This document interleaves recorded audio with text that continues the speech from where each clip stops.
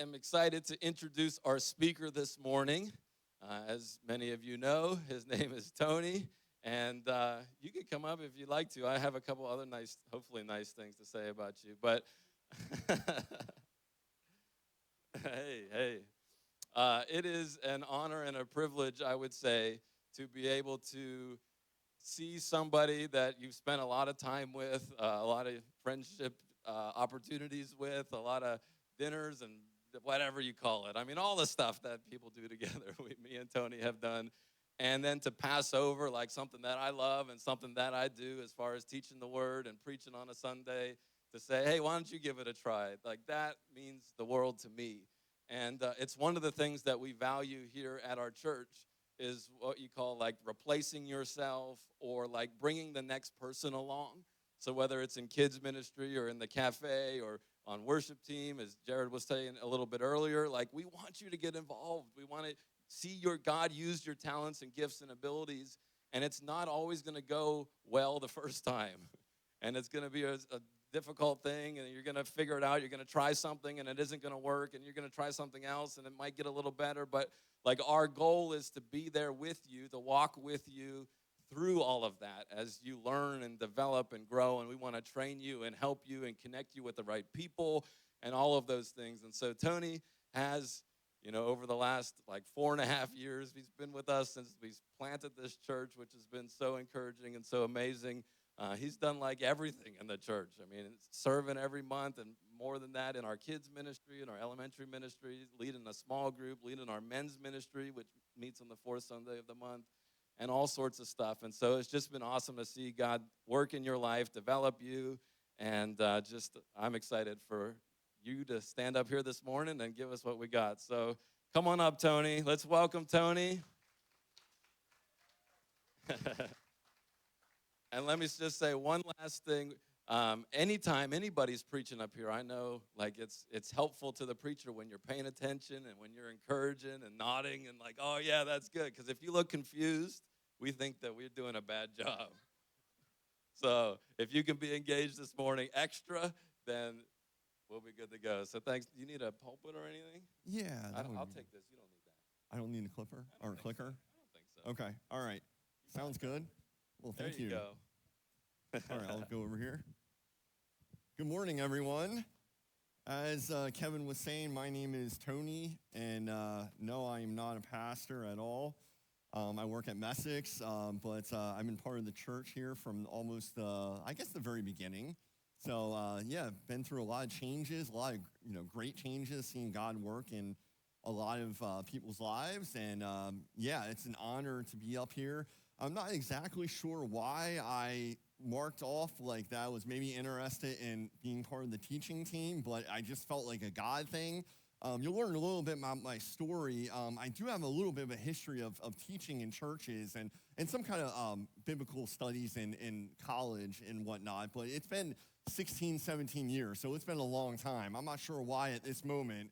I just felt like God was just telling me, you know what, why don't I step out and see what we got. So anyway, we met up for lunch with Denny and Kevin, a couple of us. We met up for lunch, and I just randomly picked this day because August 10th, it seemed like it was in the middle of summer. Maybe there weren't that many people here, hopefully. No, I'm not hopefully, but, so I had no idea really what I was preaching on, but I came, as I was going through the scriptures here, we're going to be focusing on Isaiah 48, 1 through 11. And I want to tell you what, guys, and I'm not just saying this, it really convicted me. It convicted me, and I was just like, I had to apologize twice to people after this passage. And you'll kind of find out why, and it's just like it really convicted me. So I hope it convicts all of us here this morning. We're just gonna stay in this group of verses. We're not gonna jump around here today. This is good stuff. A lot of meat here. And we're just going to concentrate in here. If you go with me to Isaiah 48, 1 through 11, we're going to concentrate on Isaiah 1 through 2 at first. And it's kind of a standard 3-point sermon. That's how I kind of was taught, so forgive me if you want anything else. But anyway, we're going to talk Isaiah. Do you have that up, Kevin? Oh, all right. It's not up that back there, but okay. Listen to me, O family of Jacob, you who are called by the name of Israel, and born into the family of Judah. Listen, you who take oaths in the name of the Lord and call on God of Israel, you don't keep your promises, even though you call yourself the holy city and talk about depending on the God of Israel, whose name is the Lord of heaven's armies. So basically, like a little history, God, Israelites are God's chosen people. So in the region, everyone's like, oh, this is God's chosen people. Like, the holy city, the land that he created for them. Everyone's like, oh, they follow God. Well, what's happening is they're not really following God, at least not, for their full potential. Like, they're worshiping idols. They're doing a lot of other things that God doesn't approve of. And, it got me thinking, we do this so much in our church and our, everyday life. We do this, like, you ever, hear about, a church, a scandal that happened, or, and it just kind of took you off totally. It's like, whoa, this person seemed like totally a man of God or a woman of God, and they do something so crazy, and you're just thinking, it's like, wow, that's totally took me off guard. Like, from the outside in, especially with social media nowadays, everyone's putting their best face out in public life. They're like, oh, my life's great on Facebook or whatever, on Instagram or Snapchat or whatever there is anymore. I don't even know. I'm old, but I go with Facebook, I guess. And they're like, oh, my life's great. They show pictures of the family. They show pictures of the kids. The kids are doing well. They're playing sports. Everything's good in life. But a lot of people don't show the darkness or, the stuff, the bad stuff that's going on in their life. They feel awkward. They feel like, oh, no one's going to understand, or I'm going to be made to seem weaker, and I feel like that's what's going on here. People are seeing from the outside in, this is God's chosen people, but they're not living really for God. And for example, that I was thinking, and this is just a fictitious couple, but you have, forgive me, let's just say, for example, you have a couple named, a married couple named Bobby Joe and Rufus. Just random names, obviously, I just came up with them. Bobby Joe and Rufus, it seemed like they had a great marriage. They're involved in church, they're involved in kids ministries, they're involved in all this. But one of these days, we found out Bobby and Joe and Rufus are gonna get a divorce. And everyone's shocked. It's like, no, not Bobby Joe, not Rufus. Bobby Joe's my girl. Rufus is my boy. We were part of Bible study together. How are they gonna get a divorce? This came out of nowhere. There's no way. And stuff like that happens.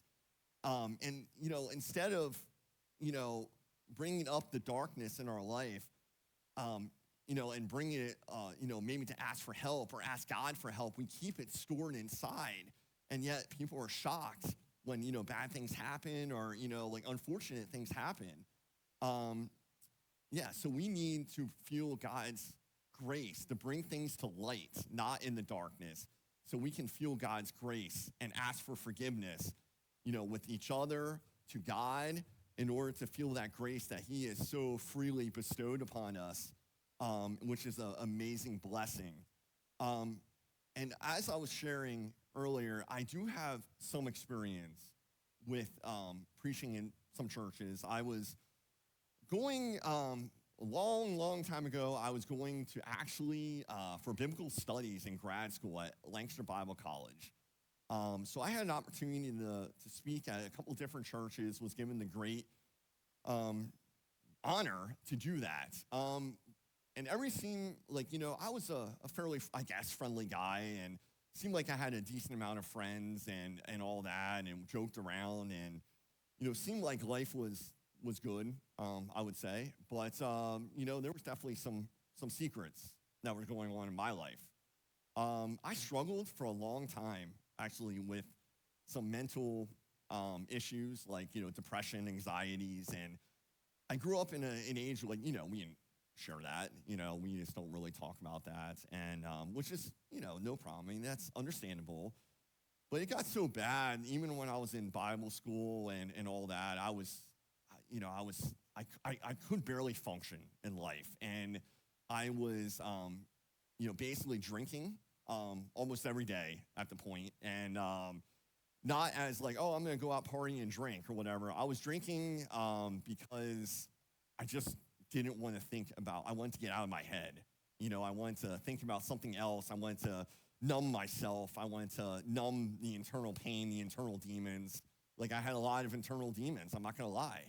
And so anyway, and then plus I also would take a lot of prescription drugs. I would mix them with over-the-counter drugs and have like a nice little cocktail, and then, would wash it down with some whatever, tequila or whatever. And so anyway, that's how I was living my life for a year or two, just doing a lot of that.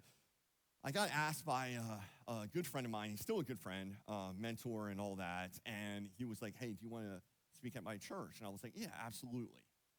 So the night before, Saturday night, I was supposed to speak, and someone called me up, hey, you want to hang out tonight? And I was like, oh, sure, I got to get home early. I'm speaking the next day at this local church, but, I'll go out. Well, I got pissed drunk and absolutely hammered. I'm not even sure. I mean, heaven forbid, I'm sure I drove home, which is another story, and, and all that. But unfortunately, so I showed up the next morning completely hungover, half drunk, embarrassed myself, embarrassed the people, embarrassed my friend, I embarrassed, other, Christian, and all that. And so basically ever since then, I realized obviously I needed help and all that, but I took a long break and sat on the sidelines for many years with this whole, speaking and, talking about, the Bible and all that. I mean, something that I actually was very passionate about and really enjoyed. So it's only been 16 years, and now I'm up here again. But anyway, so I can very much relate to the Israelites here, having an outward appearance, but internally really struggling, cracking from the inside. As most people, empires, they fall apart from the inside out.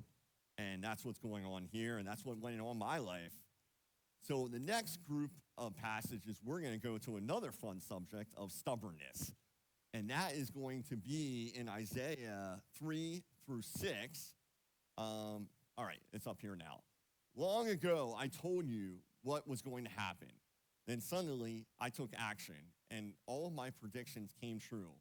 For I know how stubborn and obstinate you are. Your necks are unbending as iron. Your heads are as hard as bronze. That is why I told you what would happen. I told you beforehand what I was going to do. Then you could never say, my idols did this. My wooden image and metal god commanded it to happen. You have heard my predictions and seen them fulfilled, but you refuse to admit it. Now I will tell you new things, secrets you have not yet heard. So obviously God is not very happy right now. Stubbornness is a thing that we all struggle with, certainly something I struggle with. I want some people to shout out. What are you stubborn about? Anybody have something to say? Stubbornness. We all struggle with it, so everyone should shout out something. Larry, sorry to pick on you. Temper, that's a good one. Schedules, yeah, that's a good one. That's a good one. Relationships, that can be a good one. Anybody else? I want one more. Kevin, what do you got?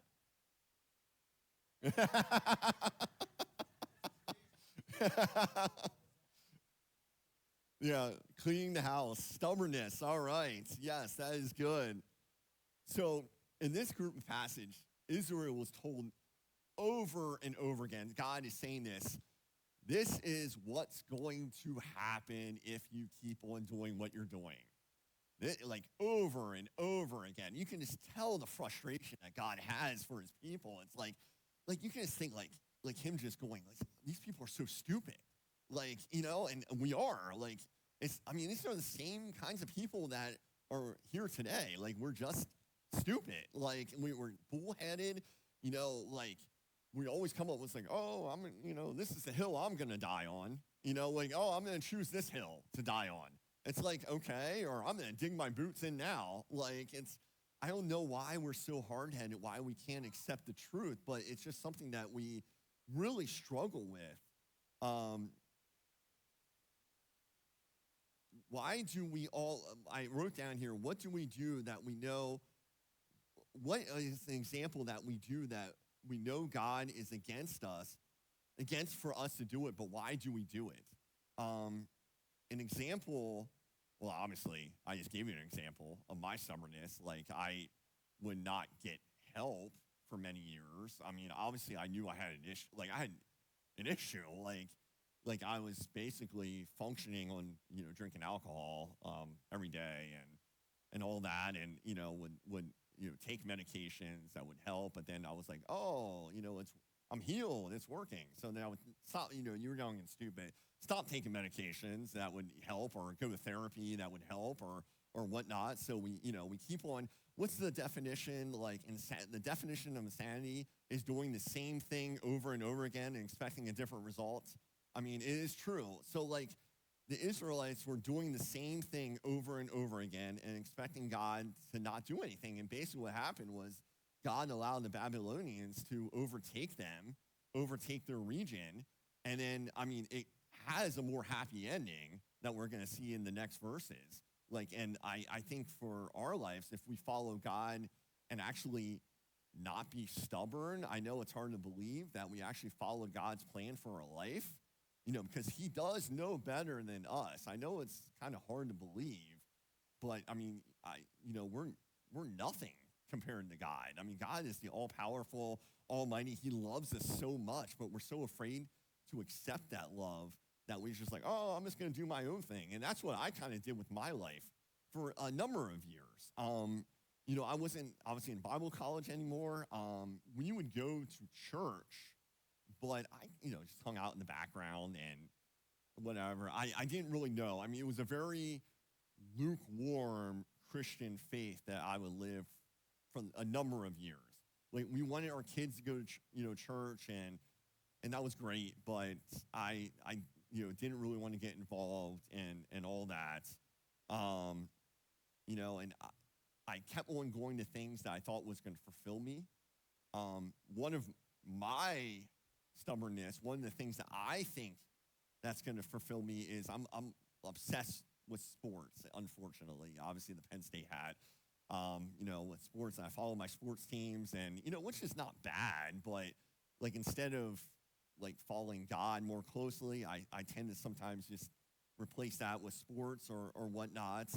And I want to go back to Bobby Sue and Rufus, our good friends that we talked about through verses 1 through 2. Like, and I'm just fictitious characters and whatever, but I'm thinking to myself, like, and I can see this, like, with a married couple, like, let's just go previous 2 years before they end saying they're getting a divorce. Like, their church, coincidentally, is having a weekend getaway for married couples. But instead of Bobby Sue and Rufus deciding to go there, Bobby Sue decided, I didn't want to leave the kids home alone. Or not home alone, obviously, but with someone else, like, over the weekend while we go and work on our marriage. Like, and frankly, I didn't really want to hang out with Rufus all weekend. Like, we're at that point in our marriage and whatnot, so we're just going to, go with it. And instead of taking that coincidental option of helping your marriage, they decide to just go with the flow or whatever in their regular life. But then at night, she's crying herself to sleep because her husband, isn't meeting her emotional needs or isn't connecting with her.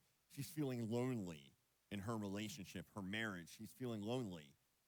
Or you have Rufus, who there was also at their church, coincidentally, that they were having like a marriage group, like, a group where people would meet together on Sunday evening and, talk about marriage, ways that they can strengthen their marriage. And Rufus is like, nah, I'm going to watch, the Eagles play a lot of Sunday night games. I don't want to miss that, which, I can kind of understand where Rufus is coming from. But no, I'm just joking about that, I mean, that is God's team, by the way. No, I'm totally joking about that, Yeah, go Eagles, thank you. Anyone else who roots for something different? I mean, we're all sinners in our own way, so it's cool. No, just joking, sort of. No, but anyway, but then Rufus, doesn't go to marriage class.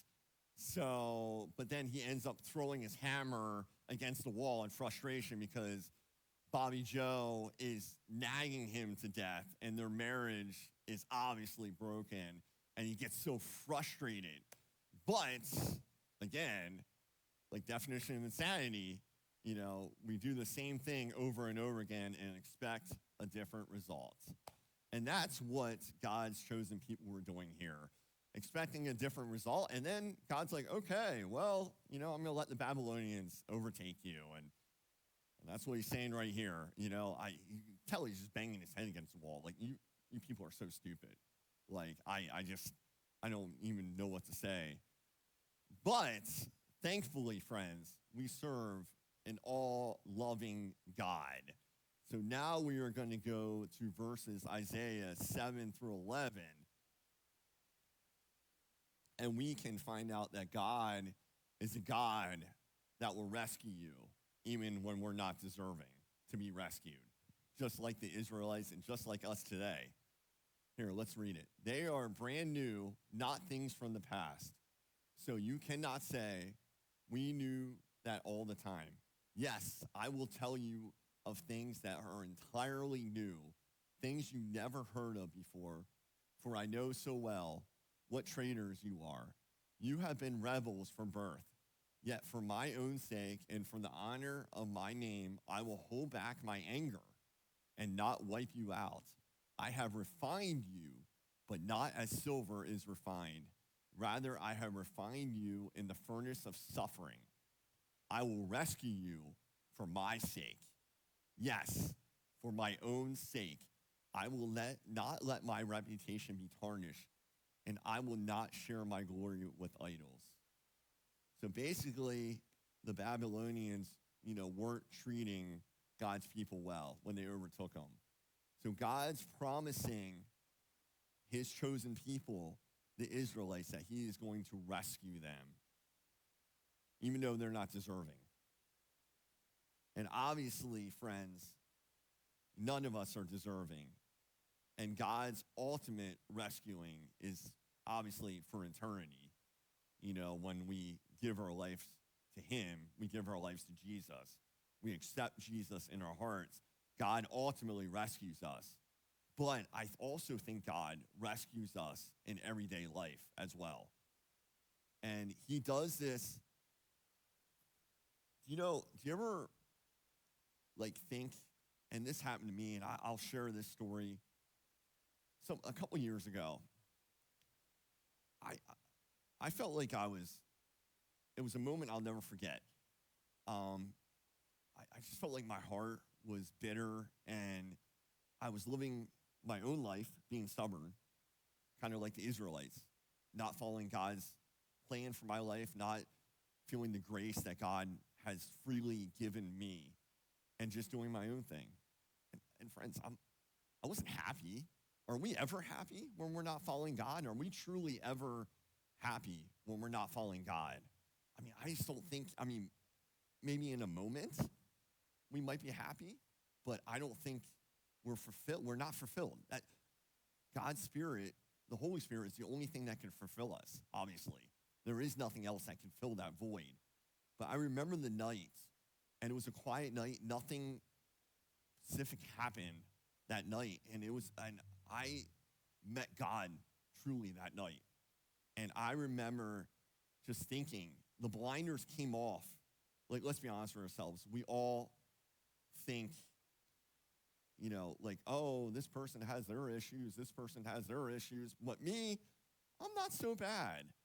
We all have blinders on ourselves. I always say, people have 20/20 vision, with other people's problems.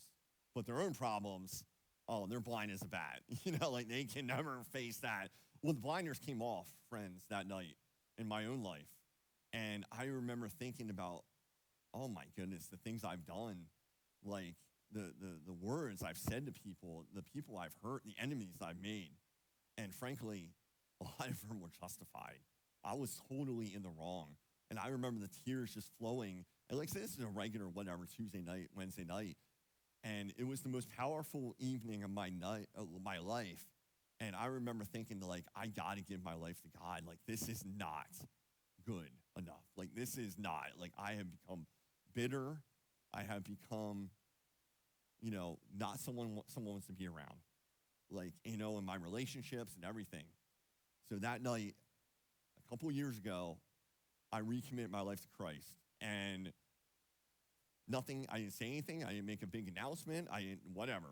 I just committed my life to Christ and living more for him and not living for myself, dying to myself. Because friends, and this is going a little bit off subject, but I had a professor tell me that, to be a true follower of Jesus, how people have the tattoos of the cross. And obviously that's number one. You can't be a follower of Jesus without accepting that Jesus died for us, died for our sins. We certainly cannot do that. But really, we should have an electric chair tattooed also. And that is significant, signaling that we have died to ourselves. We can't be a follower of Jesus, truly, if we do not die to ourselves. I know it's shocking, friends, but it's not about us in this life. The world doesn't revolve around us. I know it's shocking that we can, the whole world says that, oh, we're going to be happy, me. Well, it's not true. It's actually not true at all. They've done secular studies that have said that you're more happy by serving other people. I mean, that's the way that we need to walk. We need to serve other people. And, we need to take the blinders off of ourselves. But I want to tell you what happened. I'm not perfect. I haven't arrived. I'm not getting my varsity Christian jacket. Kevin, do I need to measure for that? Now that I'm speaking up here, I'm not getting any of that. You know what? I'm just walking as best I can with God. And you know what? People in my life have noticed a difference. I'm not saying I'm perfect. No. But my wife is saying, I'm slower to anger. I'm not as defensive. And that was one person, according to my friend who was the pastor, I also apologized, by the way, about that. It's like, hey, I know this is 16 years ago, but forgive me. And we had a wonderful conversation, but I also apologized to my wife. I'm so sorry early in our marriage. I was a real jerk. I'm not saying I'm perfect now, but I mean, it's completely different. I can tell you that, friends. It's completely different. And God can do that. God can rescue us. Obviously, rescues us, with dying on the cross and, going to heaven. But God also rescues us, living our everyday life. Basically what happens, you lean into God, your heart softens. Your heart softens. You don't become angry as easily. And you, and you have a repentant heart. Our brother Jordan talked about that a few weeks ago, and I love, the difference is, you're still sinning. We still sin. I sin. Everyone sins. But you have a repentant heart. And that's the difference of what's, the difference between following Christ and doing your own thing like the Israelites did. But you know what? God still rescued them. God still rescued them. And you know what? He loves us so much that he wants to rescue you. He wants to rescue all of us. And will we allow him to have that opportunity? Will we allow him to rescue us? Because you know what, friends? I've lived, take it from me, I have lived so many different aspects, and it's worth him rescuing you.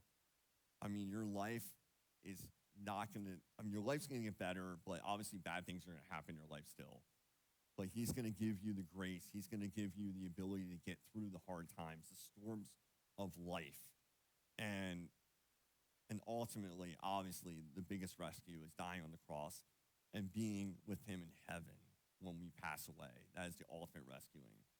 And I feel like, I don't know what time it is. Am I okay? All right, and that's pretty much everything I needed to say here today, and I appreciate you listening. Sorry it wasn't up to the quality as Pastor Kevin and all of them, but yeah, it's been a few years, obviously. Oh, and by the way, before we start, I'm not drunk today, so that's a win for me. We're winning here today, all right? All right,